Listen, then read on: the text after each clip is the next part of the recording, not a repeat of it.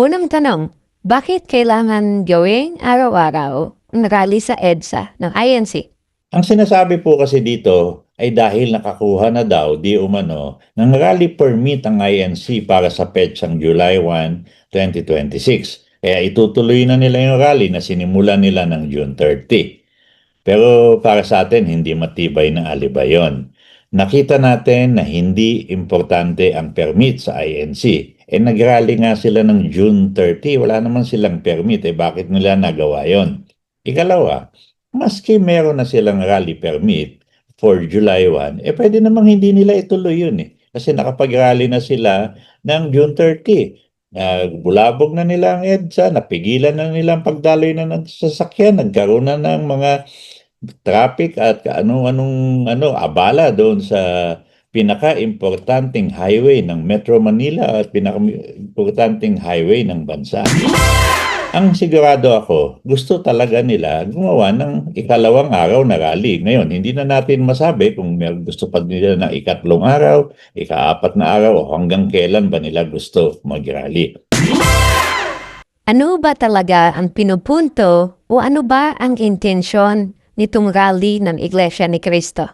Ang sinasabi po mula sa hanay ng mga nag-organisa nitong rally nito at mga pangunahing personalidad na lumahok dito sa rally sa EDSA ay nadismaya daw ang INC sa anunsyo ng Office of the Ombudsman na sasampahan na ng kasong plunder si Senator Rodante Marcoleta. Hindi po kaila sa atin na si Senator Marcoleta ay miyembro ng INC. Ang sinasabi, bakit daw uunahin si Senator Marcoleta? Dahil ba daw siya ay nag-imbestiga sa flood control scandal? Parang gustong palabasin, bago sampahan si Marcoleta, unahin muna yung mga personalidad na sangkot sa flood control scandal na di umano ay pinoprotektahan ng administrasyon.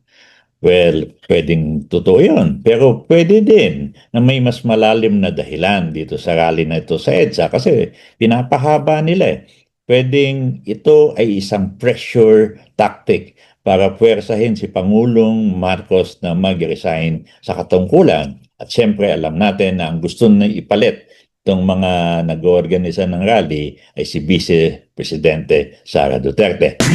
Maaari din na pinapahaba nila dahil may nangyayaring kumbinsihan sa hanay ng Armed Forces of the Philippines na ang top brass nito ay mag-withdraw na ng support kay Pangulong Marcos at para na nga maihirang na bagong Pangulo ng bansa, si Sara Duterte. Hindi ito bago dahil ito ay nadinig na din natin ng mga naunang mga pag-rally at paggawa ng mga mass action.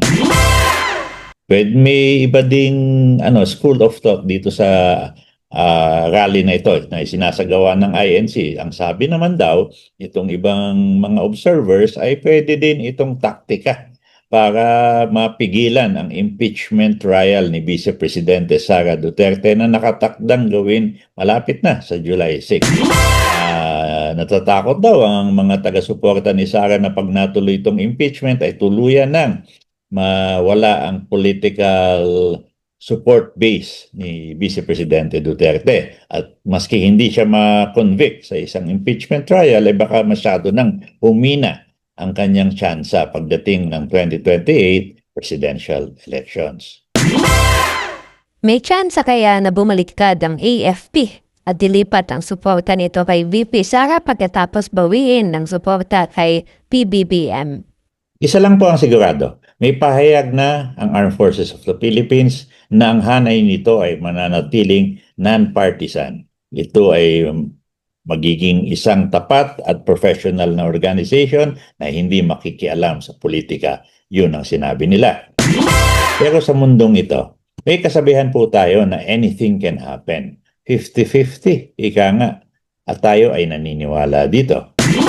Pero tingin natin, ang chance ng coup sa kasalukuyang umiiral na circumstances ay 49% or less lang ang chance na magkaroon tayo ng regime change na mapatalsik si BBM at makaupo agad-agad si VP Sara.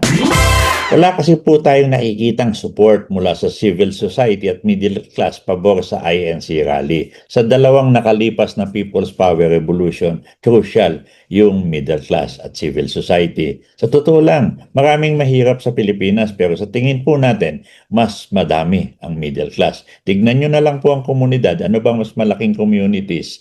Squatters, yung informal settlers o mga middle class? Sa base po sa ating obserbasyon, malaki talaga ang middle class. At pag yan ang nagalit, ay medyo talagang pwedeng mag-tilt ang balance. Ikalawa, parehong may isyong korupsyon sila BBM at Sara. May akusasyon na katiwalian sa administrasyong ito. Pero hindi din may pagkakailita. Hindi din po mapagkakaila na may akusasyon din laban kay VP Sara Duterte. Kaya nga tayo may impeachment. Isa pa, madami daw sa mga AFP officials ang hindi komportable di umano sa pro-China posturing ni VP Sara at ng kanyang pamilya, ang Duterte family. Meron pang isa, meron ding haka-haka na may kamay ang China sa political conflict sa bansa at ito raw ay pinipigilan ng Estados Unidos. At ito ang nagpapababa ng tsansa ng isang regime change sa pamamagitan ng kudeta.